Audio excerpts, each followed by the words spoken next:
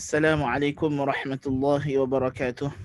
Alhamdulillahi rabbil alamin wa bihi nasta'in wassalatu wassalamu ala nabiyyina Muhammadin wa ala alihi wa ashabihi ajma'in amma ba'du. Kita bersyukur kepada Allah Jalla wa Ala dengan limpah kurnianya pada pagi ini kita dapat bersama-sama dalam sesi yang kedua ataupun majlis yang kedua bagi pengajian kita dalam kitab Tajridut Tauhid Al-Mufid karangan Al-Imam Al-Allamah Ahmad ibn Ali Al-Maqrizi Al-Misri Al-Syafi'i rahimahullah ta'ala. Dan pada kelas yang lalu kita telah pun membacakan perkataan Musannif rahimahullah berkenaan apa yang beliau sebutkan berkenaan dengan makna Ar-Rabb dan makna Al-Ilah dan apakah hakikat Tauhid, dan bahawasanya Tauhid itu terbahagi kepada mengesahkan Allah Ta'ala sebagai Rabbul Alamin ataupun Rabbul Alamin, iaitulah sebagai Allah sebagai Al-Khaliqul Malikul Mudabbir. Allah lah pencipta, pemilik dan pentadbir seluruh alam ini, dan Allah sebagai satu-satunya yang layak dijadikan zat yang disembah, iaitulah dicurahkan kepadanya segala peribadatan. Tidak ada yang layak diberikan, ditujukan kepadanya ibadah kecuali Allah Tabaraka wa Ta'ala sahaja. So ini adalah yang telah kita lihat pada kelas yang lalu. Kita dah tahu makna Rabb ialah makna Al-Muslih, Al-Mudabbir. Makna Rabb ialah yang memelihara, yang mentadbir, yang memiliki. Dari segi Allah Subhanahu wa Ta'ala adalah dialah yang mencipta, dialah yang menghidupkan, mematikan, memberi rezeki. Maka kita yakin bahawa tidak ada dalam alam ini Tuhan yang menjaganya, mentadbirnya yang mutlak, yang tertinggi, melainkan Allah Ta'ala sahaja. Tidak ada yang mengurus atur kejadian alam ini kecuali Allah Tabaraka wa Ta'ala. Yang lain semuanya sebab yang berlaku dengan izin Allah Tabaraka wa Ta'ala. Semuanya dalam pengawasan, dalam kawalan, dalam ketentuan kehendak Allah Tabaraka wa Ta'ala dan kebijaksanaan dan kekuasaannya. Maka disebabkan itu kita tidak mengambil selain daripada Allah sebagai sembahan kita, sebagai ilah, sebagai al-ma'bud. Dan hakikat tauhid seperti yang disebut oleh Musannif rahimahullahu ta'ala ialah kita melihat bahawa semua perkara daripada Allah Subhanahu wa Ta'ala dengan satu keyakinan. Kita yakin bahawa semua benda yang datang daripada Allah Ta'ala, keyakinan yang menyebabkan kita memutuskan, kita memotong segala pandangan kita kepada sebab. Dan tidak kita melihat ada baik dan buruk dalam alam ni, melainkan semuanya adalah takdir Allah Tabaraka wa Ta'ala. Dan inilah yang akan membuahkan kepada kita tawakal dan meninggalkan kita mengadu keluh kesah tentang makhluk, tentang perbuatan makhluk yang buruk kepada kita, dan meninggalkan untuk mencela makhluk dan redha dengan Allah dan menyerah kepada hukumnya yang syar'i dan juga kauni. Kita tahu bahawa semua yang berlaku pada kita, Nabi SAW sebut, "I'lam annama asabaka lam yakun liyukhti'ak wa annama akhta'aka lam yakun liyusibak." Ketahuilah apa yang menimpa kamu tidak mungkin ia sesuatu yang tidak sepatutnya kena kepada kamu. Dan apa yang tidak menimpa kamu, tidak dapat kepada kamu daripada kebaikan dan sebagainya, melainkan dia memang tidak ditakdirkan untuk kamu. Jaffatil aqlam wa tuwiyatis suhuf. Telah pun kering pena Tuhan dan telah pun dilipat segala buku catatan takdir. Telah ditetapkan sebelumnya lagi. Dalam lafaz yang lain Nabi sebut, ketahuilah olehmu bahawasanya jikalau seluruh makhluk ini bersepakat untuk memberikan kamu satu manfaat, maka mereka tidak boleh memberikan kamu manfaat kecuali pada apa yang Allah telah tetapkan untuk kamu. Dan jikalau mereka semua bersepakat untuk memudaratkan kamu, mereka tidak mungkin boleh memudaratkan kamu kecuali pada qadar yang Allah sendiri telah tetapkan apa yang akan kena kepada kamu daripada mudarat tersebut. So keyakinan kita pada rububiyah ini, inilah yang akan membuahkan pengesaan kita kepada tawakal yang merupakan kunci kepada peribadatan. Ibadat seluruhnya kata kuncinya terletak pada at-tawakkul. penyandaran hati kepada Allah Tabaraka wa Ta'ala. Penyandaran hati kepada Allah Tabaraka wa Ta'ala semata-mata yang menyebabkan kita hanya memohon hajat kita yang mendesak, memohon segala apa yang kita nak daripada kebaikan dunia dan akhirat hanya kepada Allah Ta'ala. Kita hanya beribadat hanya kerana Allah, mengharapkan ganjaran daripada Allah, memohon daripada Allah, tidak kepada makhluk, tak kiralah apa kedudukan makhluk tersebut, malaikat, nabi, rasul, wali atau sesiapa sahaja. Semuanya adalah makhluk yang berkuasa hanyalah Allah Tabaraka wa Ta'ala. Maka kepada dia sahajalah kita mengabdikan diri, kita menghambakan diri dengan amal ibadah kita. Dan Musannif telah menyebutkan kepada kita bahawasanya rububiyah itu daripada Allah. Allah lah yang memelihara. Sebab itulah kita kata tauhidur rububiyah ialah tauhidullah ta'ala fi af'alihi huwa ta'ala. Mengesahkan Allah Ta'ala pada perbuatan dia. Ini pada perbuatan Allah Ta'ala. Dari segi dia mentadbir, dia memberi rezeki, dia menghidup, dia matikan. Dia yang menyihatkan, memberi sakit, mengembirakan, menyedihkan, mengkayakan, mencukupkan. Ini semua perbuatan Allah. Kita yakin tidak ada yang berkongsi dengan Allah Ta'ala pada ketetapan-ketetapan ini seluruhnya. Apa saja yang berlaku dalam alam ini, semuanya makhluk Allah Ta'ala, ditadbir oleh Allah Ta'ala semata-mata. Dan uluhiyah itu daripada makhluk kepada Allah, iaitulah mentauhidkan Allah Ta'ala fi af'alil ibad.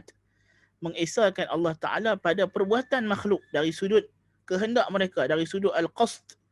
Mestilah mereka mengharapkan dengan perbuatan ibadah mereka itu redha Allah dan ganjaran Allah semata-mata. Dan dari sudut at-ta'alluh, dari sudut perbuatan at-tasyarru', dari sudut mereka melakukan gerak-geri ibadat itu mengikut tata cara yang telah Allah Ta'ala tetapkan. Jadi ini adalah uluhiyah. Dan yang menghubung antara kita dengan Allah Ta'ala ialah rahmat Allah. Rahmat Allah lah yang telah menjadi penghubung antara kita dengan Allah, yang kita berhajat sentiasa kepada Allah ialah rahmatnya. Sebab itulah nama Allah Ar-Rahmanur Rahim. Ya Allah selalu ulang-ulangkan berkenaan dengan namanya Ar-Rahman Ar-Rahim, yang belas kasihan, yang simpati kepada makhluknya. Dan semulia-mulia amalan, yang paling tinggi kata musannif ialah mengesahkan Allah Tabaraka wa Ta'ala, menunggalkan Allah Ta'ala, seperti yang telah kita sebutkan tadi. Jadi kita akan sambung perkataan daripada apa yang telah musannif rahimahullahu ta'ala jelaskan ini. Bagi mereka yang mengikuti dengan menggunakan buku terjemahan, kita akan mula membaca daripada muka surat 24. Itulah pada dalam perkataan penterjemah pasal 3, dua bentuk tauhid. Ini adalah perkataan penterjemah. Taib. So bagi yang guna buku terjemahan, kita akan mula daripada muka surat 24 dan seterusnya insya-Allah taala. Bagi yang menggunakan cetakan Lajnah Daimah, muka surat 38 bagi kitab yang bahasa Arab ini. Kemudian kata musannif, ghaira anna at-tauhid lahu qishran. Tetapi tauhid ini ada dua kulit dan satu isi maksudnya. Apa maksud kulit di sini? Bukan makna kulit ini benda yang macam kita kata kita kupas betul kita buang kita makan, bukan begitu. Tetapi kulit di sini ialah bermaksud dua lapisan yang mesti dilalui. Tetapi tidak cukup kalau ada dua lapisan ini sahaja untuk menjadikan tauhid itu sempurna. Kerana tauhid itu ada asasnya, ada penyempurnanya yang wajib dan penyempurnanya yang sunat. So dia ada peringkat. So ini maksud musannif rahimahullah ta'ala dengan beliau mengatakan tauhid itu ada dua kulit qishran. Dua kulit ini, pasal apa disebut kulit? Sebab sekadar dua ini tidak menjadikan kita termasuk dalam golongan yang layak mendapat ganjaran-ganjaran besar yang Allah Ta'ala sebut tentang orang yang mentauhidkan Allah. Bahkan sekadar dua ini tidak melayakkan kita untuk termasuk dalam firman-firman Allah yang memuji orang yang beriman, seperti firman Allah Ta'ala, Innamal mu'minuna alladhina idza dzukirallahu wajilat qulubuhum wa idza tuliyat 'alaihim ayatuhu zadatuhum imanan wa 'ala rabbihim yatawakkalun. إنما يؤمن بآياتنا الذين إذا ذكروا بها قروا سجدا وسبحوا بحمد ربهم وهم لا يستكبرون تتجافى جنوبهم عن المضاجع يدعون ربهم خوفا وطمعا ومما رزقناهم ينفقون.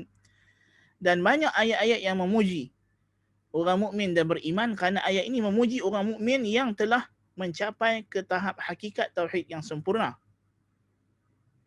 Tetapi tauhid ini mesti ada dua lapisan yang kita mesti lalu. Kalau tak lalu dua ini, tidak ada tauhid sama sekali. Dan tidak boleh lekang. Dua lapisan ini mesti kena ada bersama dengan kita sampai kita mati. Apa dia dua lapisan ini? Iaitulah al-awwal, kata musannif yang pertama, an taqula bilisanika la ilaha illallah wa yusamma hadha al-qawlu tawhidan wa huwa munaqidu at-tathlith alladhi ta'taqiduhu an-nasara. Lapisan yang pertama, untuk mengesahkan seseorang individu itu, kita boleh panggil dia Muslim. Dia telah berislam, telah memeluk Islam. Apa dia? Ucapan dengan lisannya, La ilaha illallah. Ucapan lisan. Sesiapa yang menzahirkan iltizam dengan ucapan La ilaha illallah, maka kita hukum dia pada zahirnya sebagai Muslim. Dan dinamakan ucapan ini sebagai Tauhid juga. Kerana dia salah satu unsur, salah satu juzuk penting tauhid. Tetapi dengan dia menyebut la ilaha illallah, maka layaklah untuk dia dipanggil Muslim. Dan berbezalah dia dengan orang Nasrani yang mendakwa Tuhan ada tiga dalam satu, satu dalam tiga, dan lain-lain agama yang menyembah selain Allah Ta'ala. Syaratnya adalah dia menyebut kalimah ini dengan iltizam. Dengan iltizam. Maknanya dia menyebut dengan tujuan untuk menjadi Muslim. Untuk menamakan dirinya sebagai Muslim. Itu maksud. Adapun kalau dia sebut sekadar untuk main-main atau dia sekadar nak ajuk-ajuk, maka itu tidak menjadikan dia Muslim. Allahul Musta'an. Maka kalimah ini sesiapa yang menyebutnya, maka syarak telah menentukan hukumnya. Sabda Nabi SAW, Umirtu an uqatilan nasa hatta yashhadu an la ilaha illallah wa anna Muhammadan Rasulullah. Aku diperintahkan untuk memerangi manusia sehingga mereka mengucapkan bersaksi tiada ilah yang hak disembah kecuali Allah dan Muhammad itu utusan Allah. Dan riwayat lain menambah lagi, wa yuqimus salah wa yu'tuz zakah. Mendirikan salat dan menunaikan zakat. Fa in fa'aluha 'asamu minni dima'ahum wa amwalahum illa bihaqqil Islam wa hisabuhum 'ala Allah 'azza wa jalla, atau kama qala an-nabiy alaihi salatu wassalam. Nabi kata, dan juga mendirikan salat dan menunaikan zakat. Jikalau mereka telah melakukan perkara tersebut, maka terpeliharalah mereka telah memelihara darah mereka dan harta mereka daripada serangan aku. Dan kecuali dengan hak Islam, kecuali kalau mereka buat jenayah dalam Islam yang menuntut supaya mereka dihukum bunuh dan sebagainya. Dan hitungan amalan mereka terserahlah kepada Allah Ta'ala. Yang ini dari segi batin mereka, itu kita serah kepada Allah Tabaraka wa Ta'ala. So ini yang asas. Untuk menjadikan seorang itu Muslim, dia mesti mengucap La ilaha illallah multaziman bihi, multaziman biha. Beriltizam, mengakui untuk mengikut apa yang dikehendaki daripada kalimah ini. So ini yang penting sekali. Untuk kita mengiktiraf seseorang itu sebagai Muslim, ialah dia mengucapkan La ilaha illallah multaziman bihi, multaziman biha. Demikian juga orang yang diberi Islam secara hukum. Secara hukum maknanya dia lahir sebagai ibu ayah Muslim, maka kita hukum anak itu sebagai Muslim. So ini adalah Islam secara zahir, yang dinamakan peringkat Islam. Sebab itulah agama ini ada 3 peringkat. Yang pertama ialah Islam, yang kedua iman, yang ketiga ihsan. Yang ketiga ihsan. Dan Islam itu ialah amalan zahir.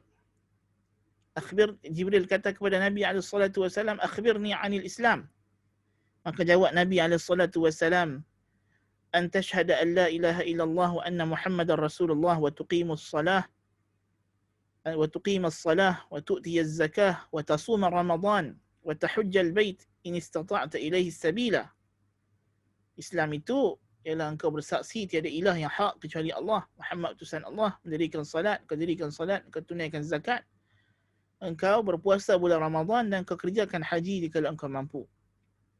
So ini Islam. Semuanya amalan zahir. Ucapan dan amalan anggota badan. Ini satu rukun asas. Satu juzuk utama. Untuk kita boleh mengatakan individu ini Muslim. Membezakan dia dengan orang lain yang beragama dengan agama lain. So dia mengaku dengan lisannya dia tidak akan menyembah selain Allah dan dia akan ikut ajaran Nabi Muhammad SAW. Dia mendirikan salat, dia mengeluarkan zakat. Fa in tabu wa aqamus salata wa atuz zakata fa ikhwanukum fid din. Jika orang musyrik itu bertaubat, meninggalkan syirik, mendirikan salat, mengeluarkan zakat, maka mereka adalah saudara kamu dalam agama. So kita namakan dia Muslim. So ini lapisan pertama yang mesti dilalui bagi kita nak mencapai kedudukan tauhid. Tetapi lapisan ini belum cukup untuk menjamin keselamatan di akhirat. Dia hanya cukup untuk kita terjamin keselamatan di dunia. Sebagai orang Islam, kita mendapat hak-hak yang telah diberikan oleh Allah Ta'ala kepada orang Islam untuk hidup aman damai di muka bumi ini, diberikan kekuasaan kepada mereka untuk memerintah dunia ini. So itu adalah asas. Tetapi adakah dengan qadar ini kita akan mendapat ganjaran yang Tuhan sebut dalam Al-Quran, wasari'u ila maghfiratin min rabbikum wa jannatin 'arduha as-samawati wal ardu 'iddat lil muttaqin. Tentang bagaimana orang bertakwa ni Tuhan sediakan baginya syurga terbentang seluas langit dan bumi. Adakah cukup? Tak cukup. Belum lagi. Kan? Sebab itulah Allah Ta'ala menyebut dalam surah Al-Hujurat berkenaan dengan orang Badui yang datang mengungkit kepada Nabi SAW. Mereka itu dalam maksudnya yamunnuna 'alaika an aslamu qul la tamunnu 'alayya islamakum balillahu yamunnu 'alaikum an hadakum lil iman. Janganlah kamu mengungkit-ungkit keislaman kamu. Bahkan Allah lah yang akan mengungkit-ungkit bahawa dia yang telah memberikan kamu nikmat iman pada masa akan datang. So mereka ni mula-mula masuk Islam kata ulama, tapi iman belum iqrar, belum stabil dalam hati mereka. Golongan Badui yang masuk Islam kerana takut peperangan, takut diperangi oleh Rasulullah SAW. Maka mereka ini masuk Islam, tetapi iman belum stabil dalam hati. Kan? Itu Tuhan kata walakin qulu aslamna walamma yadkhulul imanu fi qulubikum. Janganlah kamu kata beriman, tapi katalah kami telah Islam.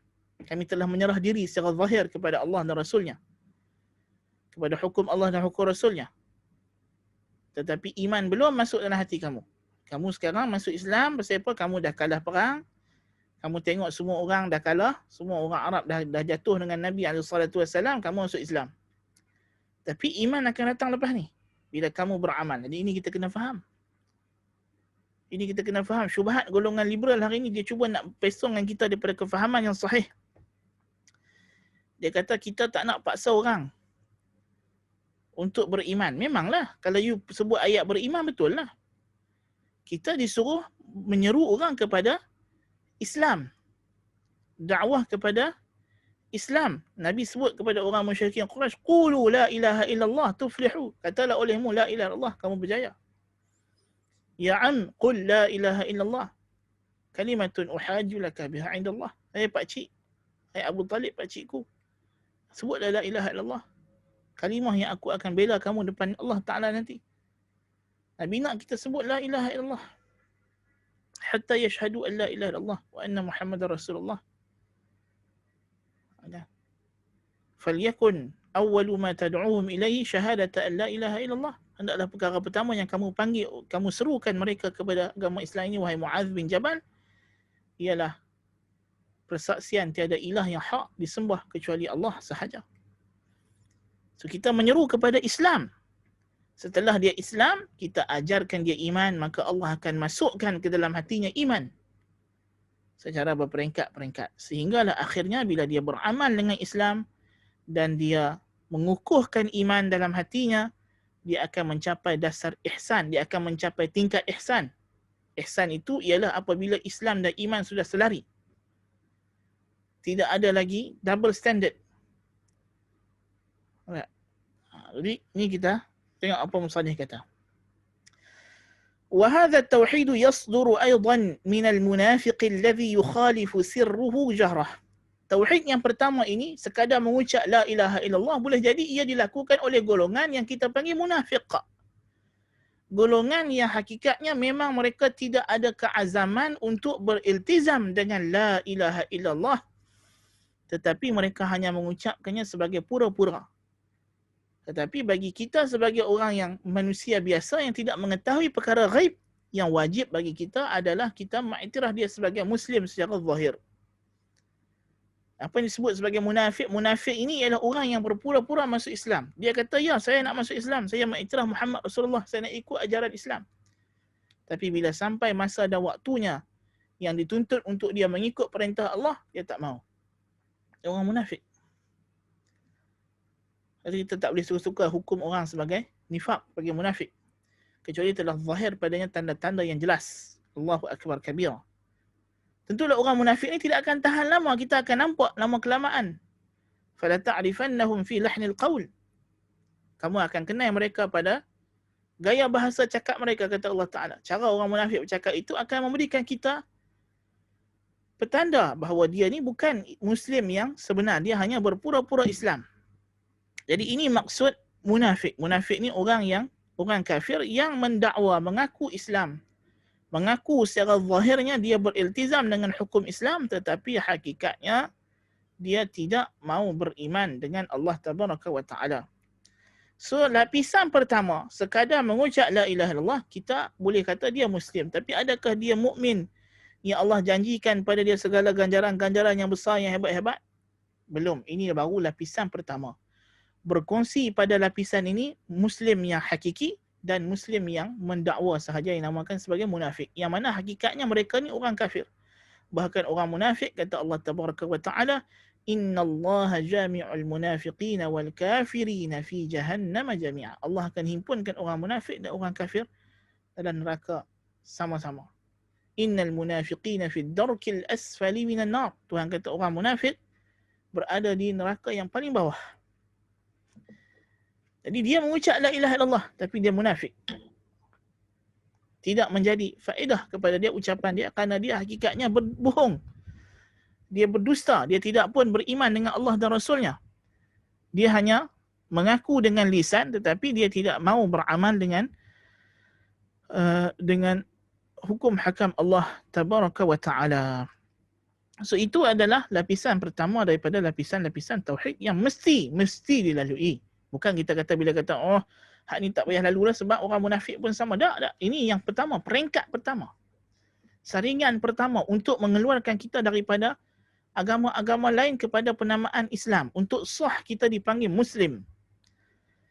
Wal qishru tsani alla yakuna fil qalbi mukhalafatun wala inkarun li mafhumi hadzal qaul. بل يشتمل القلب على اعتقاد ذلك والتصديق به وهذا هو التوحيد عامة الناس. Yang kedua ialah orang yang mengucapkan la ilaha illallah dengan lisannya tetapi dalam masa yang sama hatinya tidak ada perselisihan dengan asal makna la ilaha illallah. Dan dia tidak mengingkari kefahaman perkataan ini bahawa dia memang beriktikad akan mentauhidkan Allah, akan mengikut Muhammad Rasulullah sallallahu alaihi wasallam. So peringkat yang kedua, saringan yang kedua ialah mereka yang mengucapkan dua kalimah syahadah dan dalam masa yang sama mereka memang beriktikad dalam hati untuk menjadi Muslim dan memang berazam untuk beriltizam untuk mengikut perintah Allah dan Rasulnya, mengiktiraf Allah dan Rasulnya. Bahkan hati mereka itu mengandungi i'tiqad akan kalimah tersebut dan membenarkannya. Dan ini adalah tauhid kebanyakan manusia yang Muslim, yang nama mukmin. Yang ini syarat minimum. Syarat minimum. So yang ni berbezalah dia dengan orang munafik. Orang munafik tadi kita kata dia di akhirat tak ada apa. Dia di akhirat macam orang kafir. Na'udzubillah min dzalik. Di dunia saja nampak dia Muslim. Yang kedua, golongan yang kita panggil Muslim, mukmin, tetapi iman mereka itu tidak sempurna lagi. Macam kita semua lah, insya-Allah Taala kita Kita kata macam tu, kita berusaha nak jadi yang ketiga. Okay.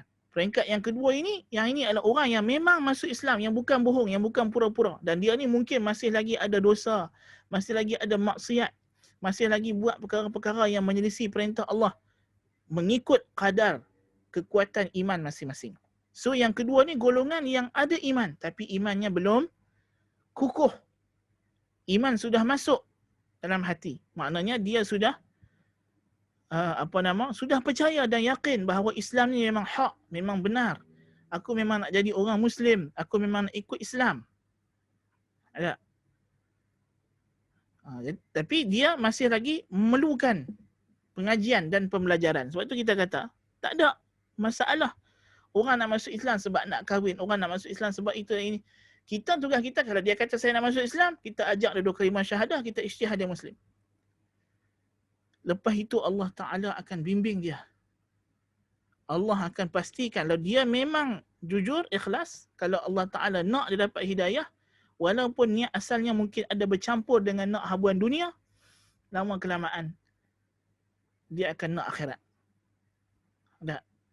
So mungkin orang yang masuk Islam yang begini, dia bercampur niat dia. Antara dia percaya Islam, tapi dalam masa yang sama dia juga nak habuan itu dan ini. Masuk Islam kerana nak itu dan ini. Tapi dalam masa yang sama dia dah pelan-pelan mula beriman. Dan lama kelamaan dia yakin Islam itu benar. Tapi dia masih ada lagi naza'at syahwaniyah, tarikan-tarikan syahwat yang kadang-kadang menyebabkan dia menyelisihi sebahagian perintah Allah misalnya. So ini tauhid kebanyakan manusia. Dia menjauhi syirik akbar. Maksudnya dari segi asas tauhid dia ada. Rukun asasi tauhid dia ada. Tetapi tidak mencapai sempurna. Golongan munafiqin, dia ada sebahagian syarat, tidak ada sebahagian syarat. Syarat yang zahir nampak macam ada, tapi hakikatnya di batin tak ada. Dia hanya zahir, kulit luar saja. Golongan yang kedua ini, dia ada. Yang zahirnya ada, kulit luar ada, isi dalam sudah ada sikit. Tapi belum penuh.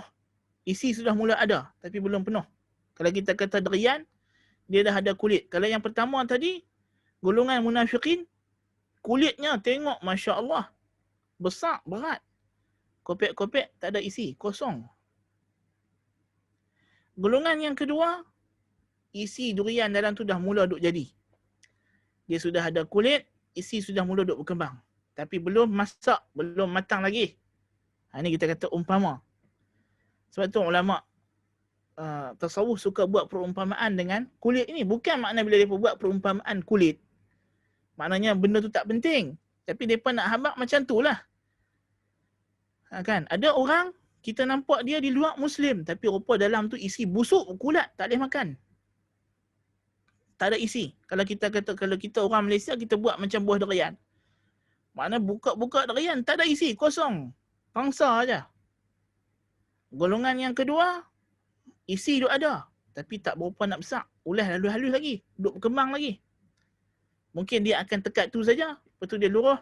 Mungkin dia akan terus membesar lagi sampai jadi elok, sampai jadi kuning elok, merah kalau udang merah jadi merah. Cantik, sedap isinya. Ini yang tahap ketiga yang kita akan sebut sekejap lagi. So ini adalah golongan yang kedua, lapisan yang kedua. Lapisan ini kita kata dia mukmin secara asas. Mukmin secara asas, dia Muslim dan layak untuk dipanggil mukmin dalam makna mukmin zahir, mukmin asas. Tetapi dia tak boleh sebut diri dia mukmin dengan makna mukmin sempurna. Sebab itulah bila kita sebut diri kita mukmin, kita disuruh, digalakkan untuk kita sebut ana mukmin insya-Allah. Saya orang beriman insya-Allah. Kerana kita iman ni dia ada 2 tahap. Tahap yang pertama tahap asas, itulah golongan yang kedua ini. Dan tahap yang ketiga tahap kesempurnaan, tahap kematangan yang akan datang sekejap lagi. Tak. So peringkat tauhid ni, orang dalam bertauhid ni ada banyak jenis. Walubabut tauhid. So kita sekarang dah masuk bagi orang yang ikut buku terjemahan, kita dah sampai muka surat 26. Walubabut tauhid an yara al-umura kullaha min Allah Ta'ala. ثم يقطع الالتفات عن الوسائط wa an ya'budahu subhanahu ibadatan yufriduhu biha wa la ya'budu ghairah. Manakala isi tauhid yang masak, yang matang, yang ranum ialah engkau beriktikad, engkau yakin bahawa semua perkara itu datang daripada Allah. Semua kejadian yang menimpa diri kamu, baik, buruk, sihat, sakit, senang, kaya, miskin, susah, hidup, mati, fakir, ghina, fakir dan juga kaya, senang dan juga susah, sempit dan juga lapang, sihat dan juga sakit, semua saja apa yang menerima kamu daripada nikmat dan musibah adalah takdir Allah tabaraka wa ta'ala.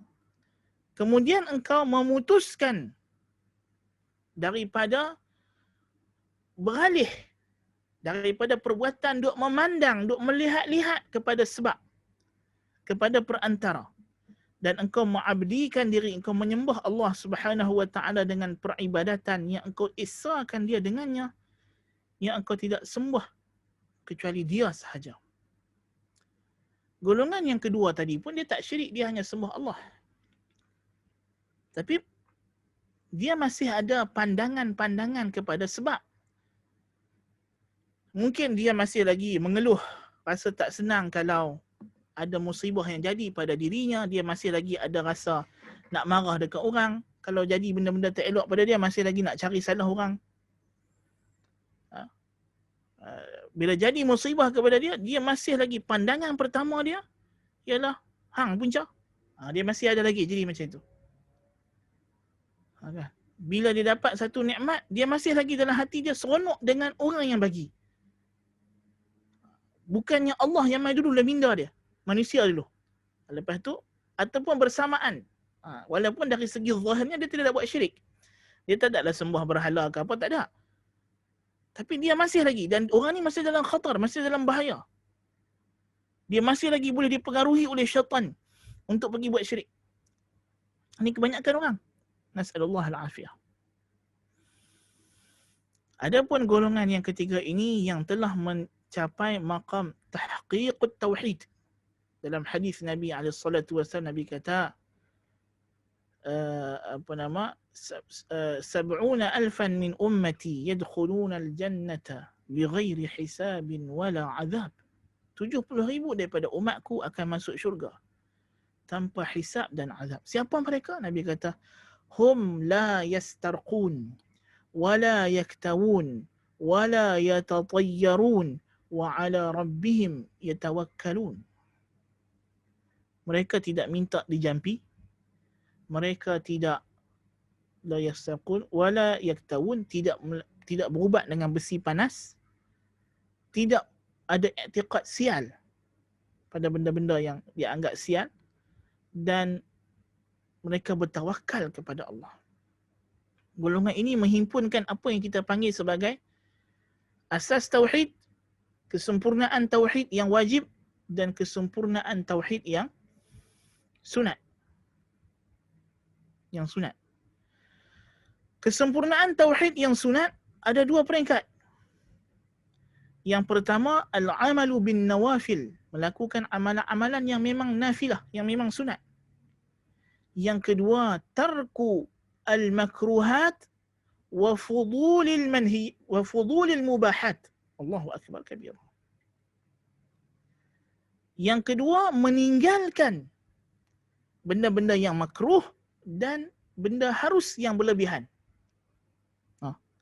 Baiklah, kita jelaskan begini ya. Tauhid ni ada peringkat, 3 sebut tadi. Yang pertama, asas yang mengesahkan seseorang itu sebagai Muslim.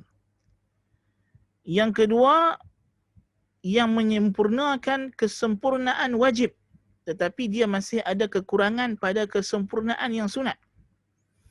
Yang ketiga, golongan yang telah menyempurnakan kesemua martabat tauhid. Asasnya, kesempurnaannya yang wajib dan kesempurnaannya yang sunat. Asas tauhid al-inkhila'u an ibadati ghairillah ta'ala, meninggalkan peribadatan kepada selain Allah secara zahirnya, tidak lagi menyembah selain Allah. tidak melakukan peribadatan melainkan mengikut agama Allah Ta'ala, beriqrar untuk melazimi, beriltizam dengan syariat Nabi Muhammad SAW. Yang ni asas. Tak ada yang ni, jangan nak mengaku Muslim lah. Muslim tidak sah. Yang ni asas, yang ni tak boleh.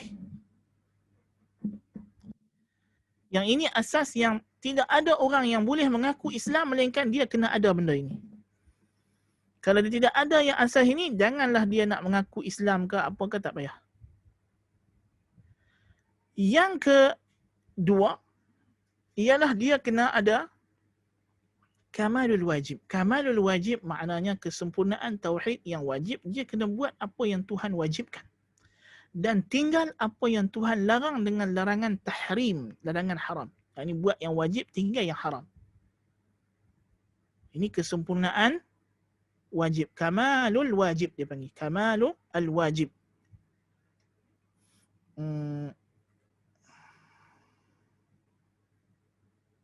Ini mana boleh tulis?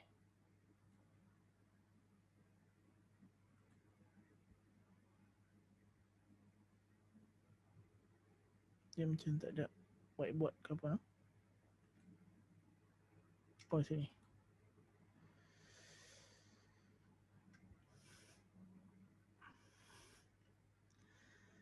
So kita kata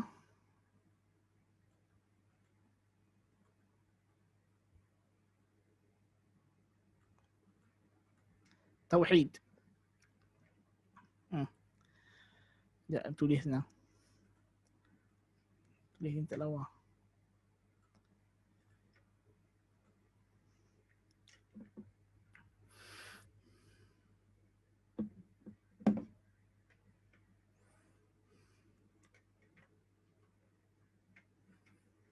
Tauhid terbahagi, yang pertama asas.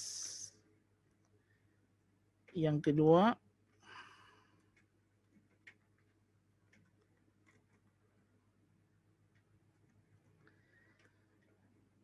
yang ketiga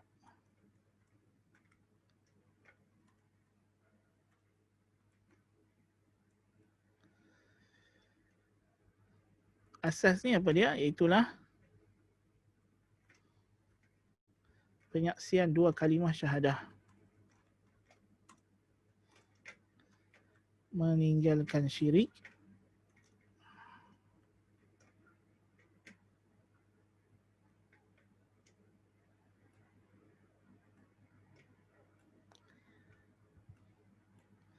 Meninggalkan syirik akbar. Kesempurnaan wajib ialah melaksanakan amalan fardu dan meninggalkan yang haram. Kesempurnaan sunat juga ada dua, melaksanakan amalan sunat nafilah dan meninggalkan makruh dan harus yang berlebihan. Okey. So kita nampak di sini. Kesempurnaan tauhid. Kita ada asas tauhid. Penyaksian dua kalimah syahadah yang kita kata asas pertama tadi yang dia sebut tadi. Yang ni maksudnya meninggalkan syirik akbar. Meninggalkan syirik akbar. Meninggalkan syirik akbar. Ini adalah asas tauhid. So siapa meninggalkan syirik akbar secara zahirnya kita panggil dia Muslim. Kesempurnaan wajib, melaksanakan amalan fardu dan meninggalkan yang haram. Meninggalkan yang haram di sini maknanya ialah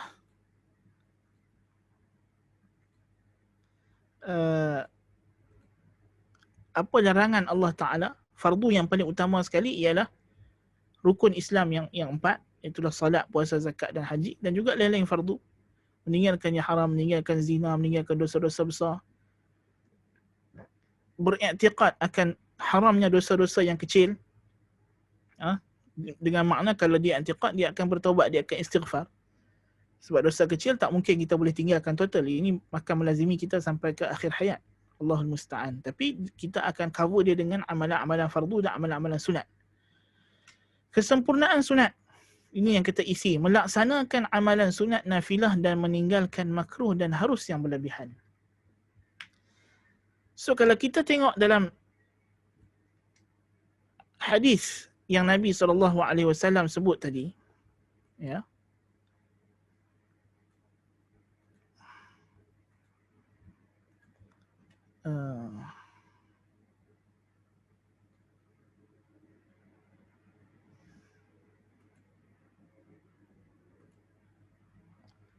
ciri-ciri 70,000 orang, 70,000 min ummati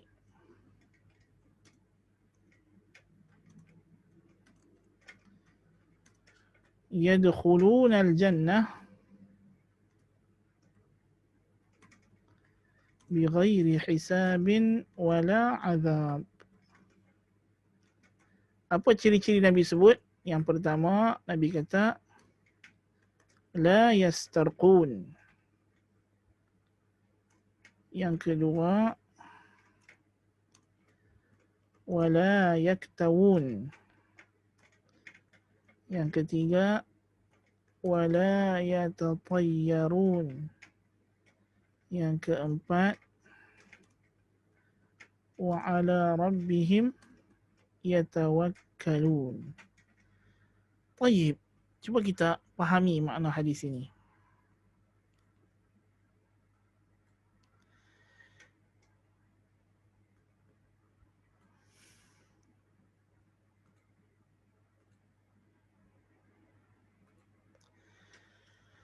Sab'una alfan min ummati yadkhuluna al-jannata bighairi hisabin wala azab. 70,000 umatku akan masuk, daripada kalangan umatku masuk syurga tanpa hisab dan azab. Apa ciri-ciri untuk melayakkan kita jadi golongan yang macam ini? Allahul Musta'an, golongan kita termasuk dalam golongan ini. Nas'alullah dzalik. Yang pertama, la yastarqun. Apa makna la yastarqun? Tidak memohon dijampi. Tidak minta dijampi. Tidak minta dijampi.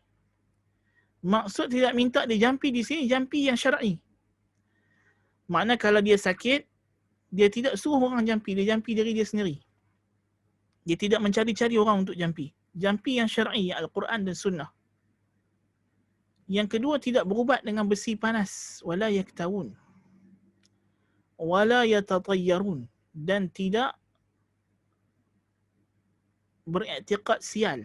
Dengar bunyi burung hantu, ada orang nak mati, biar awak melintas, tak boleh jalan.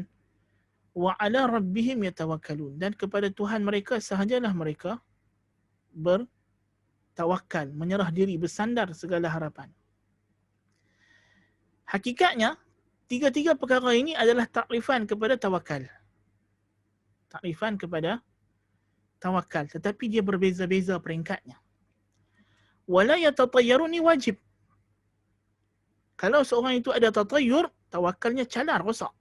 Allahul Musta'an. Dia termasuk syirkun asghar, syirik kecil. Yang i'tiqad biar awak lintas jalan, tak ada jalan. Ini syirik kecil. Kalau dia i'tiqad itu adalah sebab daripada Allah Ta'ala. Ataupun dia i'tiqad itu alamat daripada Tuhan. Kalau dia i'tiqad memang biar awak tu ada kuasa bagi sial, maka itu adalah kita kata syirkun akbar, syirik akbar. Wala yaktawun, tidak berubat dengan besi panas.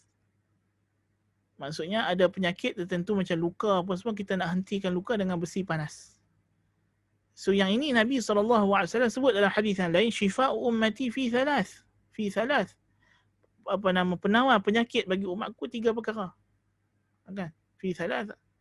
Yang pertama ialah syarbatu asal, minuman madu. Wa syartati mihjam, jarum bekam, dan ini dengan berbekam. Dan yang ketiga al-kai, berubat dengan besi panas. Dan Nabi kata wa anha ummati 'anil kai, dan aku larang umatku daripada melakukan besi panas. So melakukan besi panas makruh. Makruh. Maksudnya minta dibuat besi panas. Walaupun kalau dah dalam keadaan darurat terpaksa, tak ada apalah. Dibenarkan. Tapi tanpa apa-apa sebab sikit-sikit nak berubat dengan besi panas masa zaman dulu, maka tak dilarang. Nabi larang, Nabi tak bagi guna besi panas. Makruh. Wala yastarqun. La yastarqun, tidak minta dijampi. Asalnya minta dijampi harus. Kerana jampi dengan Al-Quran dan Sunnah harus. Tetapi di sini dia meninggalkan perkara yang kita kata harus, tetapi kerana takut terjebak dalam benda yang tak harus. Apa dia yang tak harus? Takut-takut bila kita duk minta orang jampi, kalau kita lega, lama-lama datang syubhat, kita mengagungkan orang yang jampi tersebut. Ataupun kita mula i'tiqad pada dia ni orang yang doa mustajab. Jadi sikit-sikit nak pergi minta dekat dia. So dia meninggalkan fudulul mubahat, benda yang berlebihan yang harus, yang telah hampir kepada sempadan benda yang dilarang. So ini adalah martabat yang disebut sebagai man haqqaqa at-tauhida dakhala al-jannata bila hisabin. Siapa yang mentahqiqkan, merealisasikan tauhid,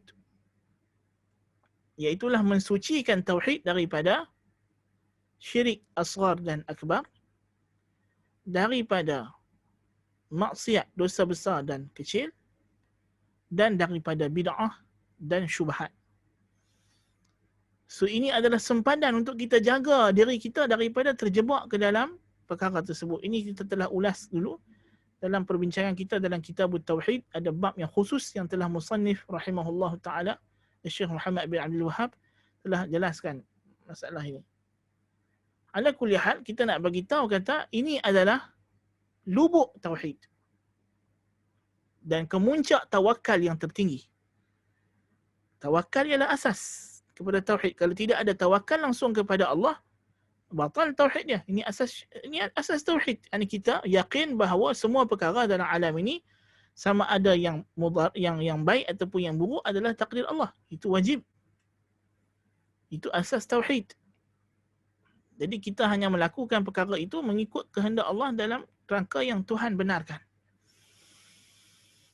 Dan dalam hadis yang lain dalam Sahih Al-Bukhari, Nabi SAW meriwayatkan daripada Tuhan yang Azza wa Jalla, Allah Ta'ala sebut dalam hadis Qudsi, "Lan yataqarraba abdi ilayya bi syai'in ahabbu mimma aftaradtuhu alaih." Tidak mungkin hamba-Ku boleh mendekatkan dirinya kepadaku dengan sesuatu amalan yang lebih aku cintai berbanding apa yang telah aku wajibkan, apa yang telah aku fardukan kepadanya. Yang ini kamal wajib, kesempurnaan wajib. Wala yazalu 'abdi yataqarrabu ilayya bin nawafil hatta uhibbah. Dan tidak lekanglah hamba-Ku kemudiannya beribadat pula kepadaku, mendekatkan dirinya kepadaku dengan amalan nawafil, dengan amalan nafilah yang sunat, sehinggalah aku mencintainya. Jadi makam kesempurnaan tauhid. Ya, makam kesempurnaan tauhid. So musannif rahimahullahu ta'ala menyebut di sini inti tauhid ialah tawakal. Inilah maksud hadis yang Nabi sebut dalam hadis 70,000 golongan umatnya yang masuk syurga tanpa hisab dan azab. Tanpa hisab dan azab. Tidak akan dihisab, tidak akan diazab. Intinya apa? Ialah tawakal. Macam kita dah jelaskan dulu dalam perbincangan kita pada kitab Tauhid. Jadi, apa makna tawakal? Tawakal bukan makna tidak buat sebab. Tetapi tawakal adalah fi'lul asbabi ma'a khal'il qalbi an ta'alluqi biha ba'da fi'liha. Apa makna tawakal? Yang dimaksudkan oleh musannif rahimahullah pada perkataan dia di sini, hakikat tauhid, inti tauhid, ialah memutuskan daripada memandang kepada sebab, memandang kepada perantara. Apa maksud memutuskan ini? Bukan makna kita tidak buat sebab, kerana maksud tawakal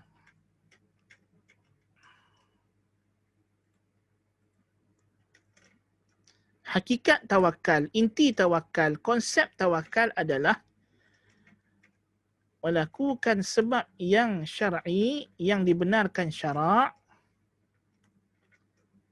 kemudian memutuskan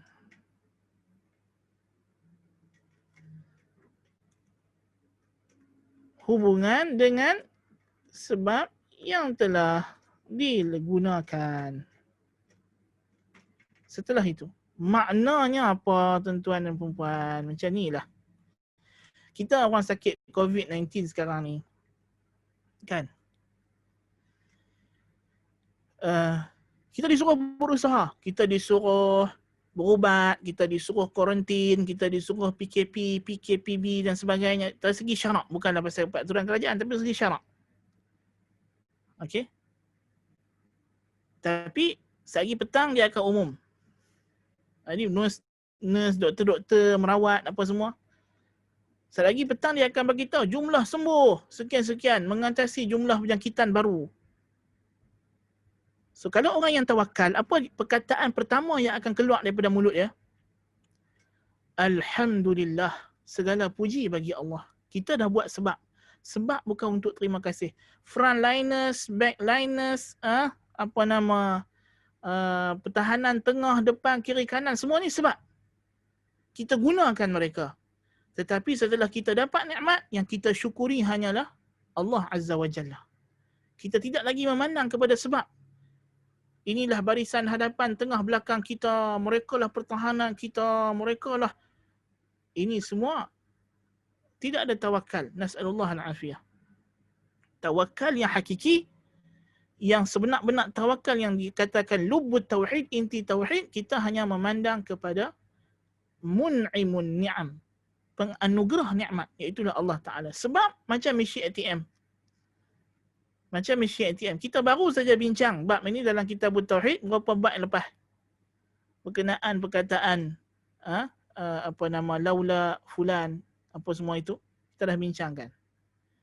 Jadi rujuk kelas Tauhid hari Rabu. Kan? Ucapan-ucapan yang dilarang oleh syarak. Kerana apa? Ucapan itu mengandungi kita berpandang kepada sebab. Dengan sebab macam kita kata, dia macam mesin ATM. Dia hanya wasilah untuk kita keluarkan duit. Bukan dia yang menganugerahkan kita kepada kita duit. Maka seperti mana kita melihat mesin ATM, lihatlah juga manusia yang bagi kita duit itu macam mesin ATM. Yang kita kena syukur, yang kita kena sembah, yang kita kena agungkan ialah Allah Azza wa Jalla. Sebab itulah dalam Islam Nabi SAW kata, barang siapa yang dilakukan kepadanya kebaikan, lalu dia cakap kepada saudaranya yang buat baik kepada dia, jazakallahu khairan, itu sudah mencukupi. Jazakallahu khairan itu sudah cukup. Itu doa. Kan? Sebab itu Allah Ta'ala sebut dalam suratul Insan, innama nut'imukum liwajhillahi la nuridu minkum jaza'an wala syukura. Kami bagi kamu makan ini, wahai orang miskin, kami ucapan orang mukmin, kami bagi kamu makan, kami tak nak ucapan terima kasih dan tidak mau syukur-syukur. Terima kasih pun tidak mau. Bahkan sebab itu Syekhul Islam Ibn Taimiyah rahimahullah ta'ala sebut,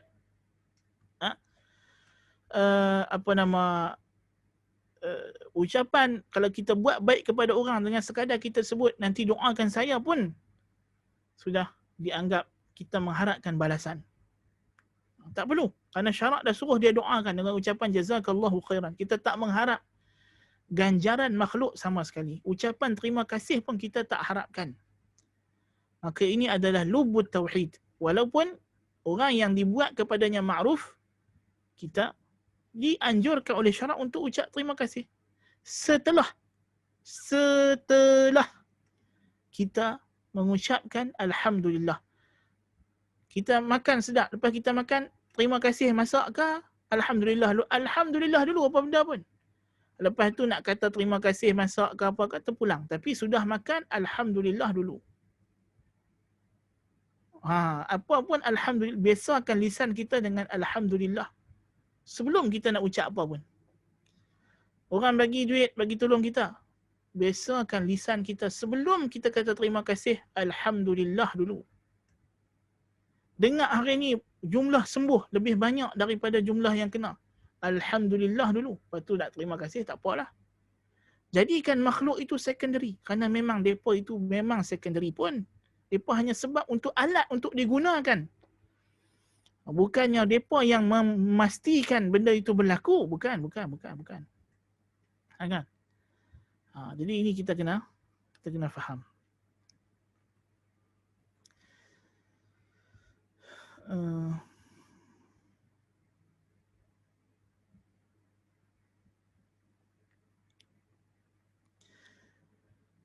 70 ini, andai dulu kalau kita tak mengaji, kita tak tahu. Memang semua kita tak tahu benda ni dulu. Kalau kita dah terbuat salah satu daripada perkara ini, adakah masih telah terlambat? Tidak ada yang terlambat. Semuanya masih boleh lagi di cover dengan istighfar dan taubat. Sebab itulah kata Husain radhiyallahu an, Imran bin Husain radhiyallahu an. Ya? Imran bin Husain sahabat Nabi radhiyallahu an. Dia ni malaikat duk bagi salam dekat dia. Dia dengar seorang malaikat bagi salam dekat dia. So dia kata, bila kami berubat dengan besi panas, kami tak dengar seorang malaikat tu. Tapi bila kami dah tak guna besi panas, kami dengar balik seorang malaikat bagi salam. Maksudnya boleh, masih lagi ada peluang untuk kita cover apa sahaja perkara yang telah kita buat kerana kejahilan ni, kita bertaubat. Bukan suatu kita kata taubat ni bukan makna kita buat maksiat. Kalau kita kata macam ya tatayyaru ni wajiblah taubat. Kan? Kalau kita berubat dengan besi panas kerana memang kita sakit sungguh yang memang tidak ada rawatan lain masa itu melainkan dengan cara ini, tidak ada salahnya.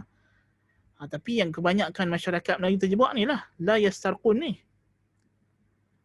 La yastarqun ni ada dua keadaan. Kalau kita biasa pergi rumah yang pelik-pelik, walaupun dia bergelar ustaz tapi jampinya tak difahami, yang ni bukan sahaja. Yang ni memang kena mengucap 2 kalimah syahadah lah kan, sebab kita dah buat benda syirik. Jadi kita kena berubat, beristighfar. Kita kena beristighfar. Dan berazam tidak akan ulang lagi benda-benda khurafat. Tapi ni cerita macam orang yang sakit sikit-sikit telefon Ustaz Supri. Kan? Tolong Ustaz jampi saya. Tapi Ustaz Supri dia tak adalah jampi sepenuhnya, dia akan suruh kita jampi sendiri juga. Baguslah kalau kita kan. Tapi perbuatan dia saat-saat nak minta jampi tu dilarang. Dari sudut dia takut dibawa kepada perkara yang i'tiqad yang pelik-pelik masalahnya. Kan. Jadi maknanya la yastaqun di sini jampi yang memang sahih, yang cukup syarat-syarat jampi macam yang kita telah bincangkan dalam syarah kitab Tauhid. Tapi dia tidak mau minta dijampi, dia jampi diri dia sendiri. Itu yang afdal, itu yang baik. Maka ada pun pergi kepada Darus Syifa dan sebagainya, lepas tu berubat dengan cara yang pelik-pelik. Itu memang dah boleh jadi dah terjebak ke dalam syirkun. Sama ada syirik akbar atau syirik asghar. Kalau syirik akbar wajib masuk Islam semula. Kalau syirik asghar wajib bertaubat dan beristighfar supaya dipadamkan dosa, kerana syirik asghar tidak akan dipadamkan dosanya kecuali dengan istighfar dan taubat. Allahul musta'an. Allahul musta'an. Baik. Bismillah.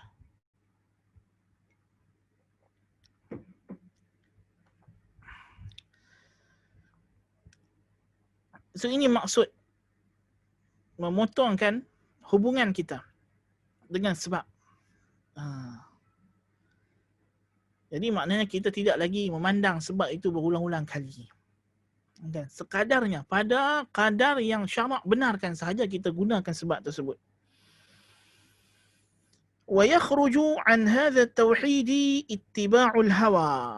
فَكُلُّ مَنِ اتَّبَعَ هَوَاهُ فَقَدِ اتَّخَذَ هَوَاهُ مَعْبُودَهُ قَالَ تَعَالَى أَفَرَأَيْتَ مَنِ اتَّخَذَ إِلَهَهُ هَوَاهُ. Kata musannif rahmatullahi alaih, dan keluar daripada tauhid ini ialah perbuatan mengikut hawa nafsu. Perbuatan mengikut hawa nafsu. Semua yang mengikut hawa nafsunya, maka dia telah menjadikan hawa nafsunya itu sebagai sembahannya. Seperti mana firman Allah Ta'ala, أَفَرَأَيْتَ مَنِ اتَّخَذَ إِلَهَهُ هَوَاهُ وَأَضَلَّهُ اللَّهُ عَلَى عِلْمٍ. Apakah tidak kamu melihat orang yang menjadikan hawanya sebagai sembahannya, lalu Allah sesatkan dia dalam keadaan Allah Maha mengetahui akan perbuatannya tersebut. Jadi ittiba'ul hawa Apa makna ittiba'ul hawa? Apa makna ikut hawa nafsu, ikut hawa nafsu? Apakah ta'rif yang jami' bagi hawa nafsu ini? Jami' mani' ialah ittiba'u ghairil haq. Apa sahaja perkara yang tidak hak yang kita ikut, yang kita turuti, maka dia adalah hawa, walaupun nampak macam baik. Sebab itu kata Ibnu Umar radhiyallahu anhuma, kullu bid'atin dalalatun wa irra'aha an-nasu hasanah. Kullu bid'atin dalalatun wa irra'aha an-nasu hasanah. Ibnu Umar radhiyallahu anhuma kata semua bid'ah itu menyesatkan, semua bid'ah itu sesat walaupun orang menganggapnya baik. Jadi hawa, apa sahaja yang tidak hak, walaupun kita anggap dia hak, tapi dia pada zatnya, pada hakikatnya bukan hak, bukan datang daripada Allah, bukan suruhan Allah, bukan suruhan Rasul, bukan syariat Allah, bukan syariat Rasul, maka dia adalah hawa. Wa man adallu mimman yattabi'u hawahu bighairi hudan min Allah. Siapakah lebih sesat daripada orang yang mengikut hawanya sendiri tanpa ada petunjuk daripada Allah Azza wa Jalla. Kan? Jadi ini kita kena jaga.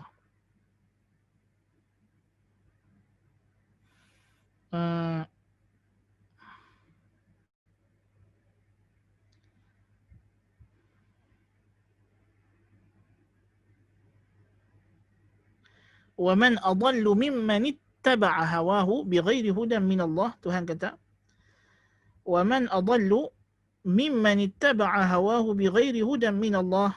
Innallaha la yahdi al-qawma adh-dhalimin. Barang siapakah yang lebih sesat berbanding orang yang mengikut hawa nafsunya sendiri, tanpa ada petunjuk daripada Allah, sesungguhnya Allah tidak memberi petunjuk kepada orang yang zalim. Dalam surah ini, dalam surah Qasas, Al-Qasas ayat 50. Mengikut hawa adalah yang paling sesat. Tidak ada lebih sesat lagi. Jadi maksud mengikut hawa ialah mengikut apa sahaja yang berlawanan dengan iradah syar'i Allah, yang berlawanan dengan kehendak syar'i Allah, yang berlawanan dengan perkara yang Allah cintai dan redai. Apa yang Allah tak cintai, yang Allah benci, yang Allah murka. Benda yang Tuhan tak suka ada dua martabat. Pertama, tak suka dengan makna benci, yang disebut makruh. Satu makruh namanya dibenci. Siapa benci? Tuhan benci. Allah Ta'ala benci. Yang kedua ialah murka. Yang ni namakan haram. Apa yang Tuhan murka, yang Tuhan marah, Tuhan haramkan. Kan? So, ini semua adalah hawa. Sebab itulah kata Asy-Syatibi rahimahullah ta'ala, bid'ah makruh juga termasuk dalam makna sesat. Jangan ingat makruh ini benda yang baina-baina, dak, makruh juga sesat, makruh juga dalalah. Sebab itu bid'ah, ada bid'ah yang haram dan ada bid'ah yang makruh. Tapi semua bid'ah itu, baik yang haram maupun yang makruh, adalah sesat. Karena makruh adalah salah satu bentuk kesesatan. Sebab tu kita sebut tadi mesti meninggalkan makruh dan harus yang berlebihan. Kerana harus yang berlebihan akan bawa kepada makruh, makruh akan bawa kepada haram. Nas'alullah al-afiyah. Dan haram yang kecil akan bawa kepada haram yang besar. Haram yang besar akan bawa kepada syirik akbar. Na'udzubillah, akan bawa kepada syirik asghar. Syirik asghar akan bawa kepada syirik akbar. Nas'alullah al-afiyah. Itulah cara. Itulah cara. Kan? Bagaimana orang itu boleh terkeluar daripada agama Tuhan, na'udzubillah min dzalik, bermula dengan fudulul mubahat. Sebab itu Nabi SAW bersabda, min husni islamil mar'i tarkuhu ma la ya'ni. Antara keelokan Islam seseorang, dia meninggalkan perkara yang tidak menjadi prioritinya. Yang tidak jadi prioritinya, tidak menjadi benda yang tidak sepatutnya menjadi perhatiannya. Apa dia? Yang pertama, benda yang Tuhan larang, haram. Yang kedua, makruh. Yang ketiga, fudulul mubahat. Benda harus yang berlebih-lebihan. Kerana dia akan bawa kepada yang dilarang. Walaupun pada asalnya dia harus, tapi kalau kita dah berlebih-lebihan, dia akan jadi dilarang. Sebab benda harus tidak akan kekal, tidak berdosa, tidak berpahala. Memang kita belajar, orang dia kata harus itu ma la yuthabu ala fi'lihi wa la yu'aqabu ala tarkih. Al-mubahu ma la yuthabu ala fi'lihi wa la yu'aqabu ala tarkih. Harus itu apa yang tidak diberi pahala pada buatnya, tidak berdosa pada tinggalnya. Tapi ta'rif ini qasirun. Dia kurang dari sudut tambahan yang satu lagi, apa dia? Lidzatihi. Kerana zatnya, tapi tidak bermakna benda yang harus tidak akan ada dosa atau pahala, bergantung kepada faktor luaran. Memanglah benda harus ini pada zatnya tidak berpahala, tidak dosa. Tetapi dia ada faktor-faktor luaran yang boleh menjadikan dia berpahala atau dia berdosa. Jadi kita biarlah benda harus kita ini, tidak kita makan dengan niat nak mengukuhkan diri kita pada ibadah. Kita makan pada ala kadarnya. Kalau makan sampai dah melantak, kita takkan beribadah, kita akan tidur. Kan? So makan harus. Tapi kalau dia dah sampai kepada meninggalkan ibadah, dia akan berdosa dari sudut itu. Walaupun bukan berdosa dari sudut makan itu, tapi dari sudut dia meninggalkan benda yang wajib masalahnya. Allahul Musta'an. Baik.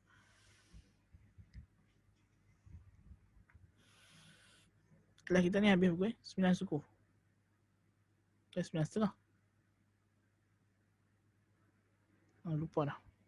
Tak apa. Jadi yang mengeluarkan kita daripada tauhid ini ialah ittiba'ul hawa. Dan dia berperingkat-peringkat macam kita sebut tadi. Bermula daripada melakukan benda yang harus berlebih-lebihan, lama-lama kita akan buat benda makruh. Na'udzubillah min zalik. Bila kita dah buat benda makruh, lama-lama banyak sangat makruh, kita akan sampai benda haram. Haram ni ada dua. Dosa besar, dosa kecil. Mula-mula buat dosa kecil, lama-lama dia akan buat dosa besar. Bila dah buat dosa besar, na'udzubillah min zalik, lama-lama dia akan sampai ke tahap syirik asghar, syirik kecil. Lama-lama bila dia buat syirik kecil, lama-lama dia akan naik sampai syirik akbar. So dia akan keluar daripada lapisan yang awal sekali. Lapisan tauhid yang terawal tadi pun dia akan meluncur keluar daripadanya. Nas'alullah al-afiyah. 9:30. Okay. Jadi kita takut suatu ittiba'ul hawa. Jangan remehkan ittiba'ul hawa. Jangan remehkan ittiba'ul hawa. Jangan memandang remeh pada perbuatan mengikut hawa nafsu. Sebab itulah Allah Ta'ala namakan orang yang mengikut hawa nafsu sebagai penyembah kepada hawa nafsu tersebut. Sebab itulah semua dosa hakikatnya fihi naw'u tashrikin billahi azza wa jalla. Nas'alullah al-afiyah. Allahumma ighfir lana. Allahumma ighfir lana wa tub alayna. Ya Ghaffar, Ya Tawwab, Ya Ghafur. Semua dosa dan maksiat padanya ada unsur syirik. Walaupun dia bukan syirik. Semua dosa dan maksiat ada padanya naw'u tasyrik. Ada unsur syirik. Ini kena fahamkan betul-betul. Semua dosa dan maksiat padanya ada unsur syirik. Sebab itulah Ibn Qayyim al-Jauziyah rahimahullah ta'ala bahaskan dalam kitab Madarijis Salikin, ganjaran yang Nabi SAW sebut berkenaan orang ahli tauhid, bahawa dia akan diampunkan dosanya walaupun sepenuh bumi dan sebagainya. Hakikatnya, kata Ibn Qayyim rahimahullah, orang yang merealisasikan tauhid, tak mungkin dia akan berterusan di atas dosa. Dia mesti ada istighfar. Dia akan ada inkisarul qalb. Akan ada patah hati, rasa patah hati sebab buat dosa. Orang mukmin mesti ada rasa ini. Mesti ada rasa menyesal, rasa sedih dengan dosa. Yang tidak boleh digambarkan. Walaupun mungkin saat lagi bila dia tengah-tengah sedih, teriak, lama-lama setan main pengaruh dia balik buat dosa semula. Tapi dia setiap kali dia buat dosa, dia mesti bila dia tersedak daripada lamunan dia mesti akan ada rasa inkisarul qalb. Rasa patah hati. Allahu Akbar kabira. Rasa patah hati inilah yang menjadi pengampun dosa dia yang sebenarnya. Sebab tu Nabi kata atbi'is sayyi'atal hasanata tamhuha. ikutlah setiap perbuatan buruk kamu, dosa-dosa kecil kamu itu dengan amal soleh, maka dia akan memadamnya. Kalau kita tak ada rasa dosa, tak ada rasa bersalah, inilah yang sebenarnya paling dimurkai oleh Allah Azza wa Jalla. Allahul Musta'an. Yang kita kata rasa aman daripada azab Allah Tabaraka wa Ta'ala. Dosa kecil itu akan terus menjadi kecil selagi mana kita rasa dia besar. Dosa kecil itu akan terus menjadi kecil selagi mana kita merasakan ianya besar. Kalau kita rasa ia besar, kita rasa menyesal, kita rasa sedih, kita rasa nak elakkan diri kita daripada terjebak kali kedua, ketiga, keempat, itulah yang memastikan dia terus menjadi kecil. Adapun dosa kecil, tetapi kita merasakan dia kecil, dia akan berubah menjadi besar. Allahu Akbar kabira. Allahu Akbar kabira. Baik. Kata musannif lagi, dia datangkan firman Allah, kita sebut tadi. Dia hakikatnya, dia orang yang musyrik. Sebab itulah lama kelamaan kita kata hawa ini akan bawa sampai kepada tahap syirik akbar. Dia akan berperingkat. Kita kena jaga, kita kena hati-hati. Daripada benda kesukaan kita yang harus pun kita kena pilih. Jangan sampai kita berlebih-lebihan. Kerana itu akan bawa kepada larangan-larangan. Sebab itu Nabi SAW kata, Ala inna li kulli malikin hima. Ala wa inna himallahi maharimuh. Nabi dalam hadis Nabi SAW sebut, Innal halala bayyinun wa innal harama bayyinun wa bainahuma umurun mushtabihatun la ya'lamuhunna kathirun minan nas. Sesungguhnya yang halal itu jelas, yang haram itu jelas. Tapi antara halal dan haram ini ada perkara yang samar-samar yang banyak manusia tak tahu. Dan tentulah banyak juga yang tahu. Faman ittaqa syubuhati, barang siapa yang menjaga dirinya daripada syubhat, faqad istabra'a lidinihi wa 'irdihi. Siapa yang membebaskan dirinya, yang menjaga dirinya daripada syubhat, dia telah memastikan dirinya terus kekal terpelihara suci daripada telah memastikan dirinya dan maruahnya terpelihara. Faqad istabra'a lidinihi, untuk agamanya, ketaatannya, ibadatnya dan juga maruahnya terpelihara. Kalau dia jauhi syubhat. Tapi Nabi SAW kata, "Faman ittaqa syubhat faqad istabra'a dinihi wa 'irdihi."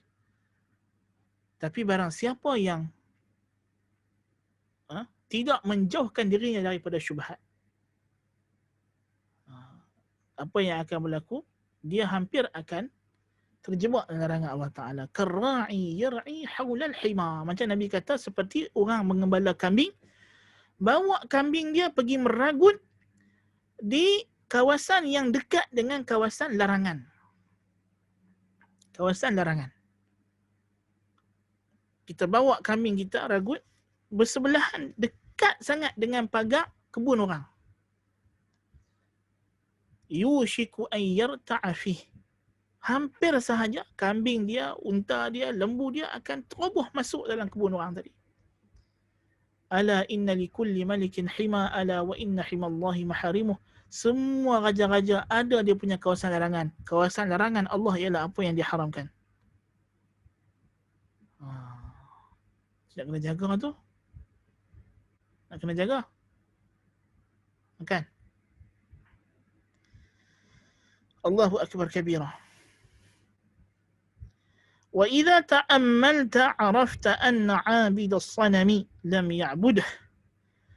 Innama 'abada hawah. Wa huwa mailu nafsihi ila dini abaihi fayattabi'u dhalika al-mail. Kalau engkau perhati betul-betul, punca orang menyembah berhala tidak lain tidak bukan adalah kerana dia menyembah hawa nafsunya. Hakikatnya yang betul-betul dia sembah ialah hawa nafsunya dan juga syaitan itu sekali. Yang sebenar-benar dia sembah. Bukan kerana dia betul-betul percaya kepada berhala itu. Cuba tengok cerita Nabi Ibrahim alaihissalam. alaihi salatu wassalam bila dia pecahkan berhala. Bukankah Nabi Ibrahim kata kepada mereka, bal fa'alahu kabiruhum, bukan, bahkan yang buat benda ni adalah yang besar di antara mereka, berhala yang besar sekali. Maka tanyalah berhala ni kalau dia boleh bercakap.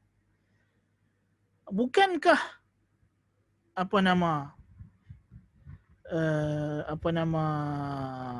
jawapan mereka, mereka terbungkam, mereka tahu berhala itu tidak boleh memberikan manfaat dan mudarat. Kan?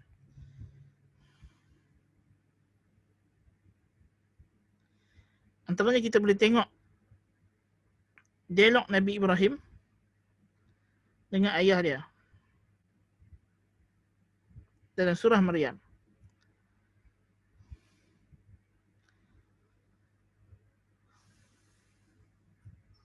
Bukan, siap satu lagi.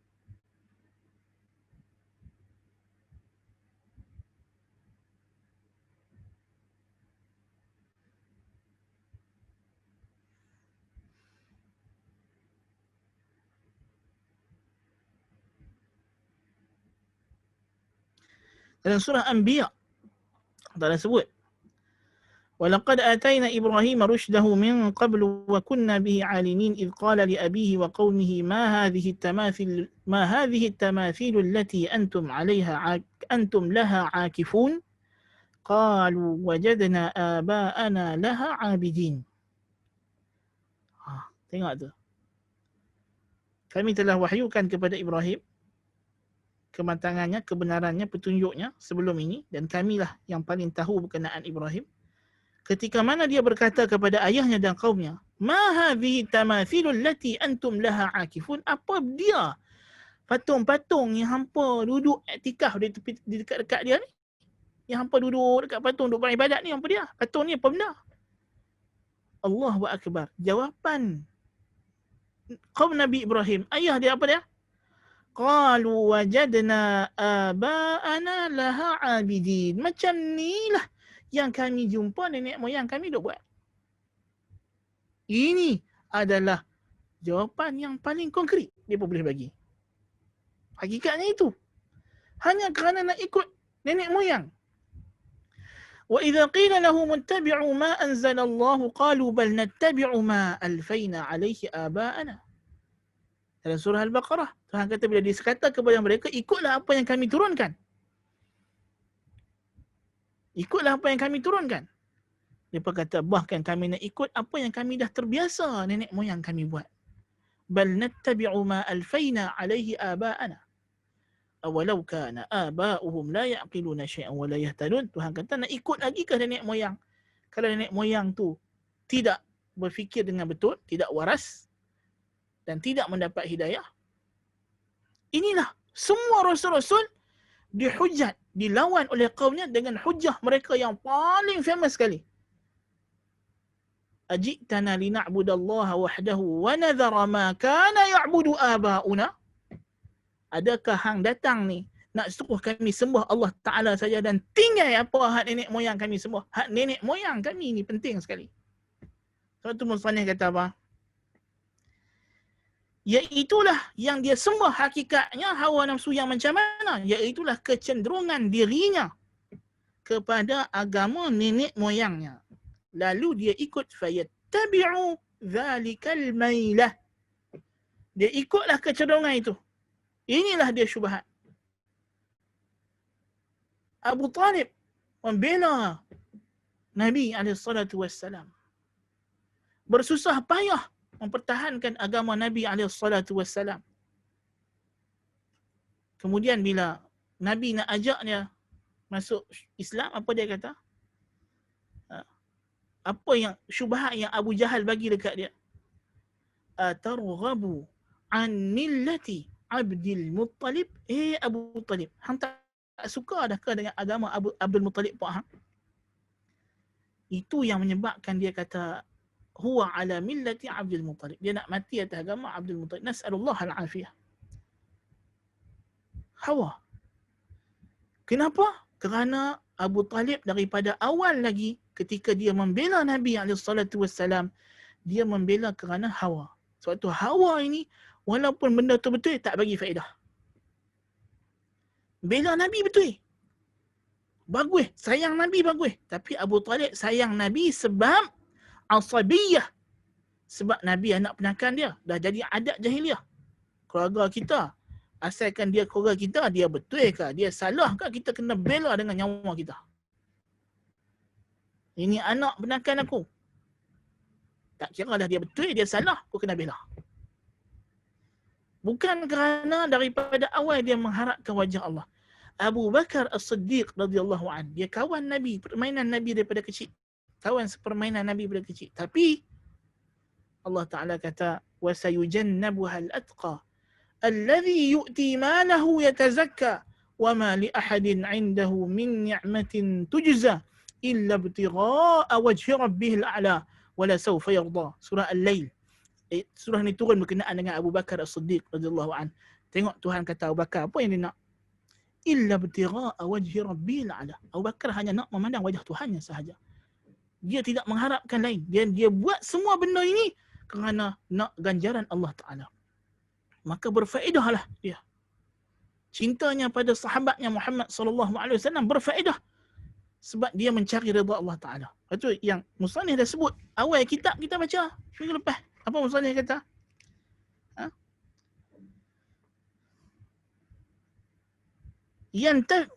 فهذا كتاب جم الفوائد بديع الفرائد ينتفع به من أراد الله والدار الآخرة.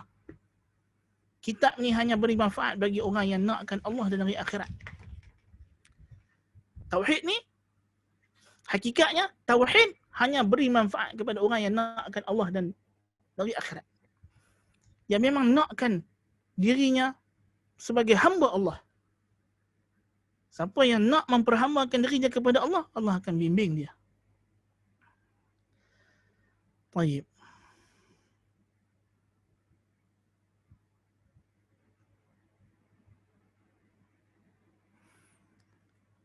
Waalaikumsalam warahmatullahi wabarakatuh. La yashkurullah.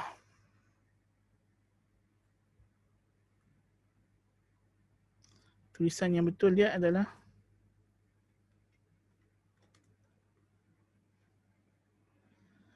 la yashkurullah man la yashkurin nas. Dan hadis ini ialah galakkan untuk kita berterima kasih kepada makhluk, bukan makna kita mengabdikan diri kepada makhluk. Berterima kasih macam kita sebut tadi, kita gunakan dia sebagai sebab, kita ucapkan jazakallahu khairan. Itu selesailah. Tak payahlah kita nak berlebih-lebihan. Berlebih-lebihan sampai nak menggantungkan harapan kita kepada dia. Itu dilarang. Kalau dia tak ada, habislah aku. Tak boleh. Na'udzubillah min zalik. Assalamualaikum warahmatullahi.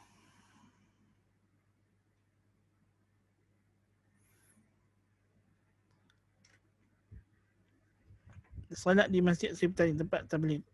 Kalau tidak zahir pada mereka amalan syirik, boleh salat. Jikalau kita memang qaryah di situ. Walaupun yang afdalnya kita tidak salat melainkan di masjid yang bukan ahli bid'ah. Yang afdalnya kita tidak salat melainkan di masjid ahli sunnah. Tapi kalau mereka mereka tidak menzahirkan apa-apa amalan syirik, imam yang jadi imam itu tidak menzahirkan amalan syirik, maka salat sah. Tayyib. Jadi وميل النفس إلى المألوفات أحد المعاني التي يعبر عنها بالهوى. Kata musannif, kecenderungan jiwa kepada kebiasaan, apa yang kita dah terbiasa, inilah di antara makna hawa. Antara makna yang diberikan dengannya definisi hawa. Kita cenderung kepada apa yang kita dah terbiasa. Walaupun benda tu menyelisihi kebenaran. Dan kebiasaannya macam itulah. Kebiasaannya macam itulah. Jadi manusia ni dengan hawa nafsu ada 4 kategori, ada 4 martabat, ada 4 keadaan. Yang pertama, orang yang menyelisihi hawanya dan mengikut kehendak Allah. Nabi kata, la yu'minu ahadukum hatta yattabi'a hawahu ma ji'tu bih. Atau kama qala Nabi alaihi salatu wasallam. Tidak beriman seseorang kamu sampailah kecenderungan jiwanya, hawa nafsunya mengikut apa yang aku bawa. So yang ini adalah orang mukmin. Dia menyelisihi hawa nafsunya dan dia taat kepada kehendak Allah yang syar'i. Yang kedua, yang mengikut hawa nafsu dan menjadikan hawa mereka sebagai sembahan. Ini adalah orang musyrikin, kafirin. Na'udzubillah min dzalik. Yang ketiga, kadang-kadang ikut hawa nafsu, kadang-kadang taat kepada Allah. Dua-dua ada. Yang ini adalah orang mukmin yang ada maksiat. Ini kita kena usaha untuk jadi martabat yang pertama. Dan yang keempat, dia tidak ikut perintah Allah dan tidak juga ikut hawa nafsu. Yang ini keadaan sementara, setengah orang. Kebiasaannya berlaku bila dia jahil. Dia jahil, maksudnya dia tidak tahu apa yang Tuhan suruh dalam keadaan yang dia ada. Apa tindakan yang sepatut dia buat mengikut arahan Tuhan, dia tak tahu. Dan dia tidak juga buat benda yang menyelisihi arahan Tuhan. So dia tidak ikut hawa nafsu dan dia tidak ikut perintah Allah. Tapi benda ini sementara. Dan hakikatnya dalam keadaan dia jahil itu, dia berat dan cenderung kalau dia tak keluarkan diri dia daripada kejahilan, tidak akan kekal lama, melainkan dia akan buat benda yang Tuhan larang. Kejahilan tidak akan bawa kita kepada redha Allah. Kejahilan adalah jalan yang akan membawa kita kepada murka Allah. Yang akan bawa kita kepada redha Allah ialah ilmu syar'i, ilmu yang sahih. So itulah yang akan bawa kita kepada redha Allah tabaraka wa taala. So kita ambil sampai dekat sini, ini majlis yang kedua, yu'abbaru anha bil hawa. Maknanya dari buku terjemahan sampai muka surat 27 perenggan yang atas yang pertama. Itulah sementara kecenderungan jiwa terhadap kebiasaan-kebiasaan itu adalah salah satu dari makna-makna yang diistilahkan sebagai hawa nafsu. Kita ambil dekat ni untuk ni. Tayyib. Ada masa lagi? Ada 5 minit lagi. Kita baca sikit lah, kita ambil bagi perhabis. Kita ambil perhabis sampai pasal 5. ويخرج عن هذا التوحيد السخط على الخلق والالتفات إليهم فإنه من يرى الكل من الله كيف يسخط على غيره أو يأمل سواه وهذا التوحيد مقام الصديقين. Dan keluar daripada tauhid ini perangai suka marah kepada makhluk, rasa marah kepada makhluk atas musibah yang menimpa kita dan memandang kepada mereka. Orang yang melihat semua kejadiannya ditakdirkan oleh Allah, bagaimana dia boleh marah selain Allah Ta'ala? Sebab itu kita dilarang. Baru minggu ni kita ambil bab larangan mencela masa. Nanti kita akan sampai bab dalam kitab Tauhid, larangan mencela angin. Pasal apa? Pasal ini berlawanan dengan Tauhid. Berlawanan dengan Tauhid. Kan? Di antara larangan datang dalam hadis, larangan mencela demam, mencela penyakit. Kita duk marah COVID-19, dia bukan tahu apa. Dia hanya dihantar oleh Allah Ta'ala. Kan? Dia bukan organisme hidup, virus bukan organisme hidup. Dia bukan ada kehendak dan sebagainya. Takdir Allah Ta'ala. Kita nak marah dia apa? Tak ada. Kita marah diri sendirilah pasal zaharal fasadu fil barri wal bahri bima kasabat aydin nas liyudhiqahum ba'd alladhi 'amilu la'allahum yarji'un. Dalam surah Ar-Rum, rujuk. Apa maksud dia? Jadi orang yang melihat semua kejadian ditentukan oleh Allah Ta'ala, bagaimana dia boleh rasa geram dekat makhluk? Atau dia meletakkan harapannya kepada selain Allah? Inilah tauhid maqamus siddiqin, golongan as-siddiqin yang tawakal mereka mutlak pada Allah Tabaraka wa Ta'ala. Mereka tidak mengharap kecuali kepada Allah. Sandaran mereka hanya kepada Allah. Maka mereka tidak menyembah kecuali Allah Ta'ala. Mereka tidak, jangan kata syirik akbar, syirik asghar pun, bahkan benda-benda yang mencalarkan syirik yang ringan-ringan pun, mereka akan jauhkan diri mereka daripada perkara tersebut. Apatah lagi nak terjebak dalam syirik akbar. Nasallallahu al-afiyah. So itu adalah kelas minggu depan kita akan sambung. Kelas yang akan datang, bukan minggu depan, minggu yang satu lagi. kita akan sambung pada pasal yang kelima muka surat 27 bagi kitab terjemahan. Wallahu taala a'lam bis-shawab.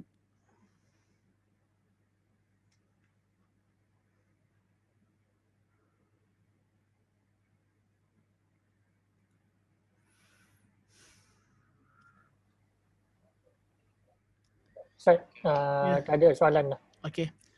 Subhanakallahumma bihamdika asyhadu an la ilaha illa anta astaghfiruka wa atubu ilaik. Wassallallahu nabiyina Muhammad.